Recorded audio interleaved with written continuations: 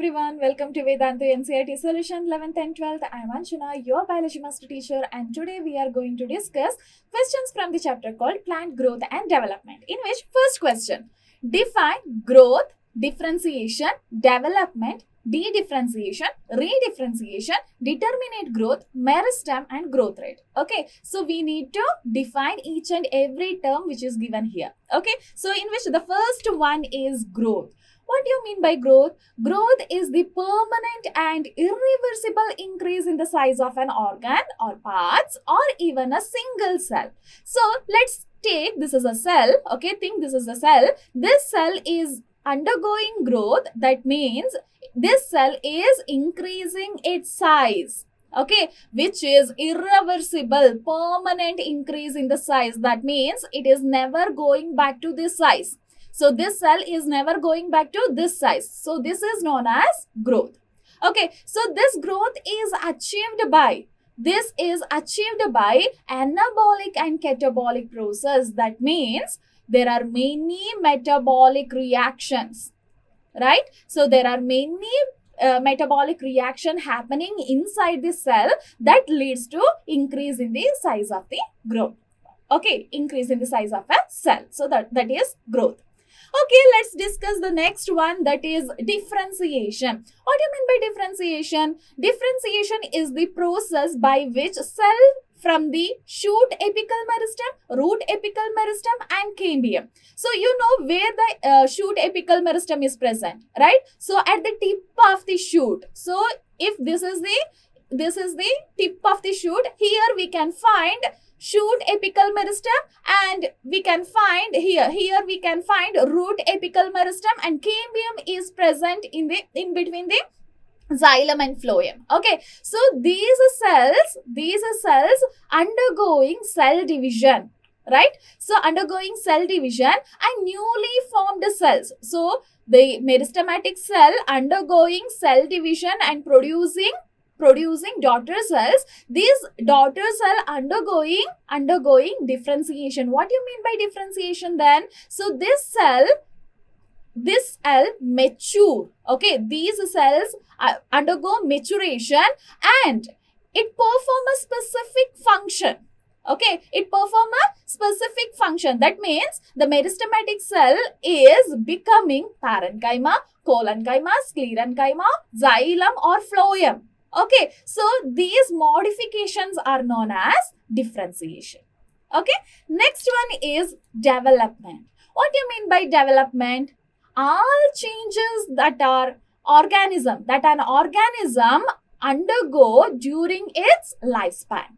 Okay, from birth to death of an organism, what are the changes? What are the growth which is happening inside the organism? That is known as development.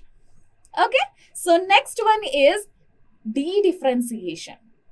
Okay, so de-differentiation means, see, we already talked about what you mean by parenchyma, collenchyma, sclerenchyma, right? So these cells are differentiated cells, right? Parenchyma, collenchyma, sclerenchyma, xylem, phloem. So these are all differentiated cells. These differentiated cells regain their ability to divide. That means these cells becoming meristematic cell under certain conditions. So this is known as de-differentiation.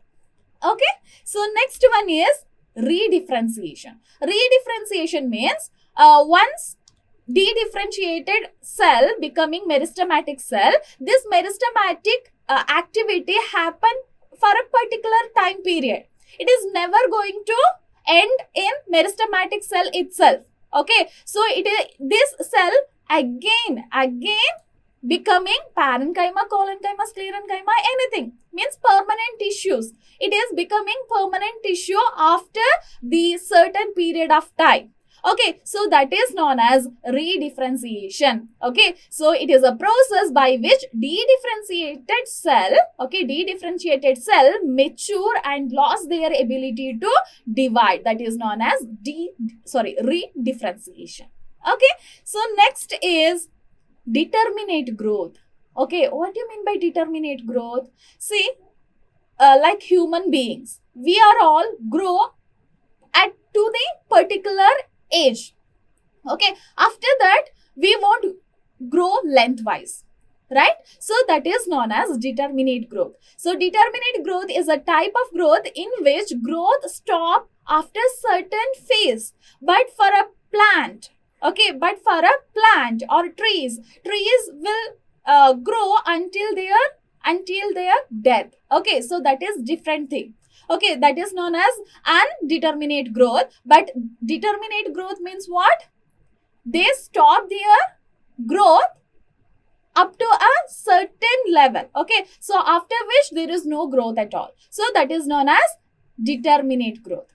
Yes? Okay, next one. Meristem. Meristem means what? Meristem are the specialized region. Okay, meristem are the specialized region where the cell division is happening continuously. Okay, so that is known as meristem. Okay, the cells which is helps in meristem or differentiation, cell division. So that is known as meristematic cell. Okay, growth rate. What do you mean by growth rate? The increased growth rate per unit time is referred to as growth rate. So increase in the size. So this cell is increasing its size at particular time until a particular time. So at 10 minutes, the cell is growing to this level. After 10 minutes, we can see further more growth. Okay, so at 10 minutes, what is the growth? What is the growth of this particular cell? So this is known as growth rate. Okay, so next is the second question.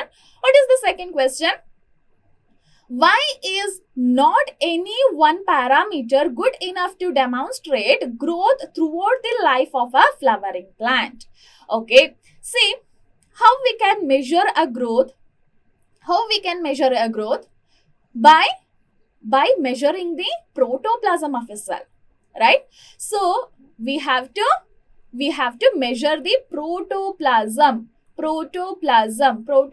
of the cell. Then we can easily tell this is the growth of a particular cell.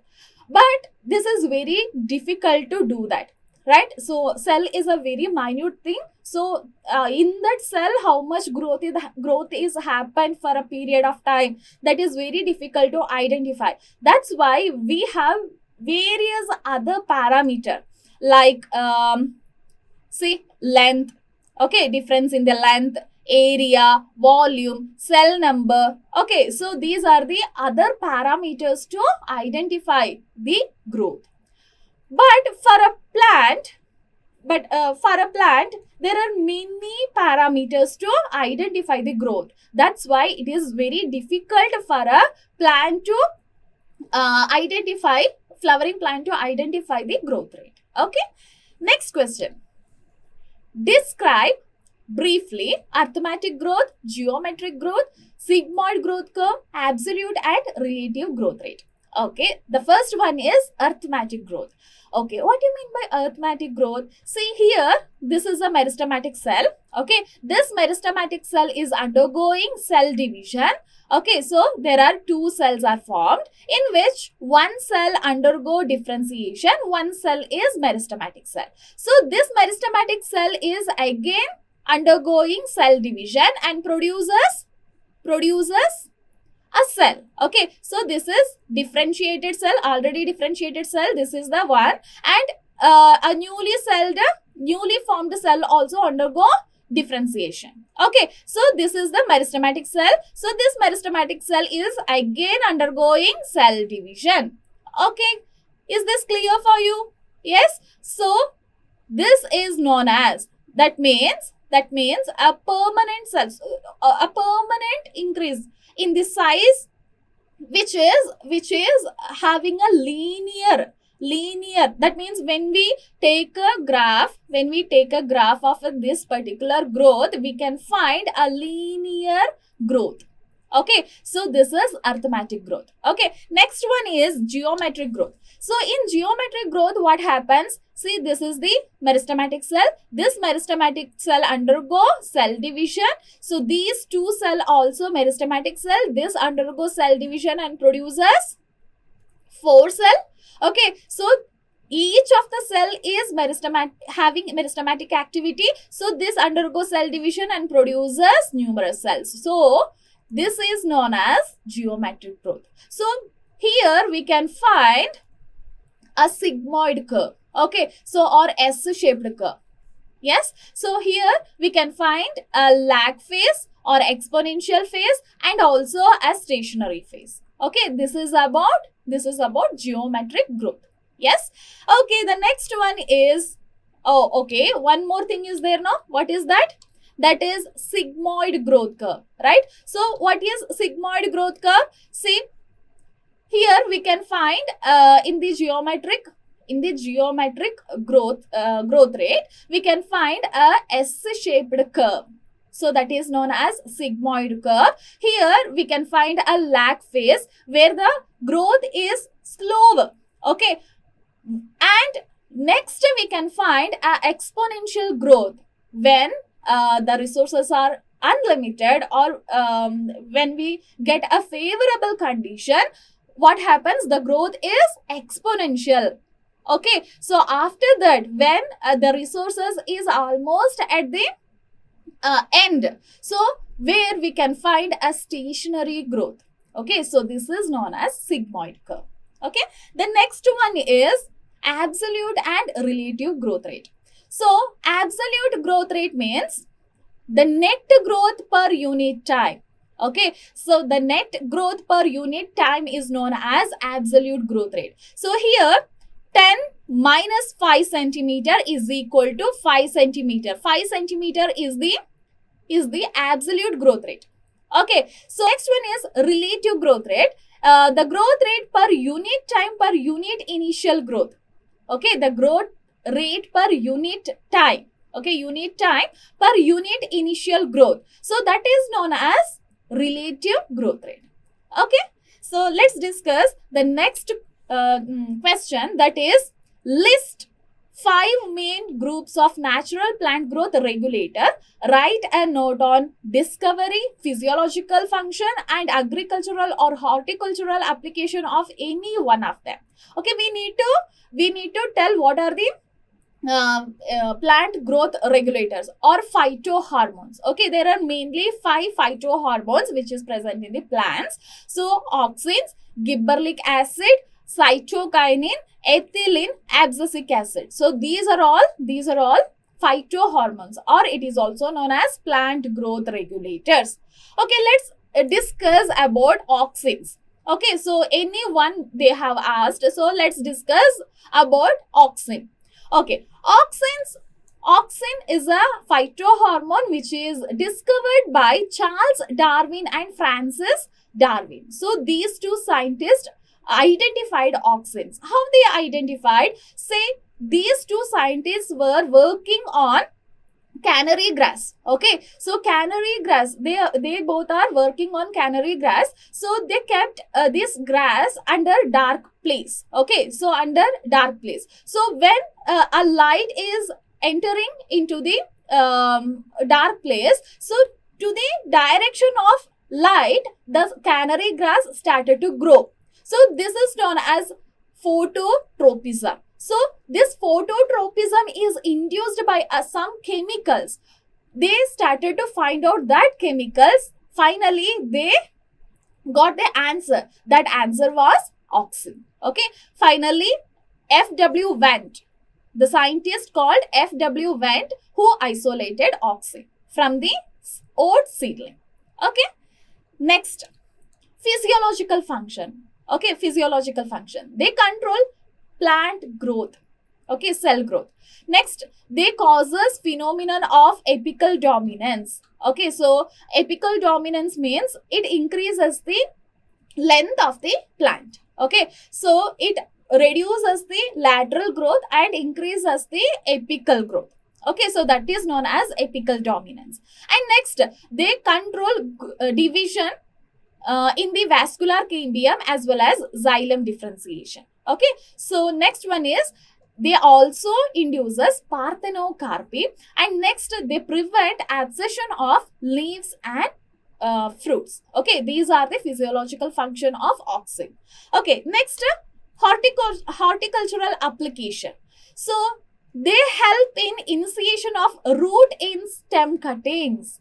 Okay, so we are if we are wanted to plant a rose, how will you plant? We will take a stem, right? So we will take a stem cutting and we will start growing that plant. So how this stem is going to develop its root? With the help of auxins. Okay, so next one is they are used as herbicide.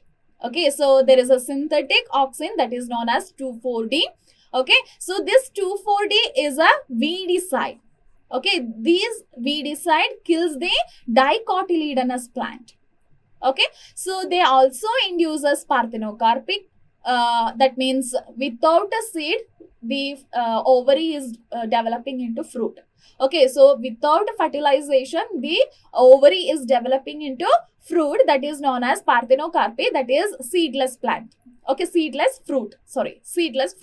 Okay, so that is in case of tomatoes, and it also promotes flowering. Okay, so flowering in the pineapples. So this is the horticultural application of auxins. Yes. Okay, the next question is, why is abscisic acid also known as stress hormone? See, why abscisic acid is known as stress hormone? It can tolerate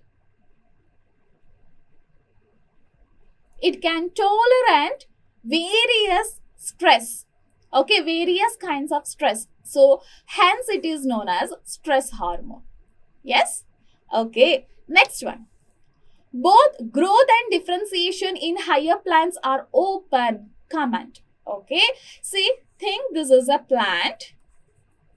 Okay, so in this plant, at various point we can find meristems. Apical meristem, and in root we can find what it is, a root meristem, right? So and also we can find cambium, where what is present? Meristematic cells present. So these all meristem undergo cell division. Okay, so these cells undergo cell division, and the divided cell undergo differentiation and produces parenchyma, collenchyma, sclerenchyma, okay, xylem, phloem, etc. Okay, so this is known as plant growth are open. They can grow until their death. So in different parts of the plant, we can find at any age. Okay, at any age, at different parts of the plant, we can find these meristems. Yes. Okay, the next one is, both a short day plant and a long day plant can produce flowers simultaneously in a given place. Explain. See, for short day and also for a long day plant, they both require the duration of photo period, right? So they need light for a particular period of time. So then only they can able to produce flowers. So if we are giving sufficient amount of light for a particular plant, okay, whether it is a short day plant or a long day plant, we are giving the plant for a sufficient amount of light, then the flower going to produce in the every plant. Okay, so we can easily find the flower when we are provided with light to the plant. Okay, particular duration we have to give to that particular plant. Which one of the plant growth regulator would you use if you are asked to do induce rooting of a twig? For produce root in a twig, we can use auxin. Okay, auxin. quickly ripen a fruit, we can use ethylene. Yes. Delay leaf senescence, we can use cytokinin. Okay. Induce growth in axillary bud. So for this also we can use cytokinin. Yes. Blunt a rosette plant. Okay. For this we can use gibberellic. Okay. Gibberellic acid. Next, induce immediate stomatal closure in leaves. For this, we can use abscisic acid, stress hormone, right? So, abscisic acid can be used for this particular mechanism. Yes? So, this is about question number 8. Next one. Would a defoliated plant respond to photoperiodic cycle? Why? The answer for this particular question is no. Okay, so they won't respond to photoperiodic cycle. Why? Because leaf is the part they are absorbing, or they are sensitive to the light. They sense the light. Okay, so if there is no leaf means there is no sensory for the light. Okay, sensory organ for the light. So then there is no photoperiodic cycle for that particular plant. Yes. Okay, the next one. What would be expected to happen if gibberellic acid is applied to rice seedling, dividing cell stop differentiating, a rotten fruit get mixed with unripe fruit, you forget to add cytokinin to the culture medium. Okay, so during these particular scenarios, what happens? Okay, let's see what happens if gibberellic acid is applied to rice seedling. So gibberellic acid increases the internode, increases the length of the internode, so that the plant, rice plant, increases its height. Okay, so height increases. Okay, next one. Dividing cell stop differentiating.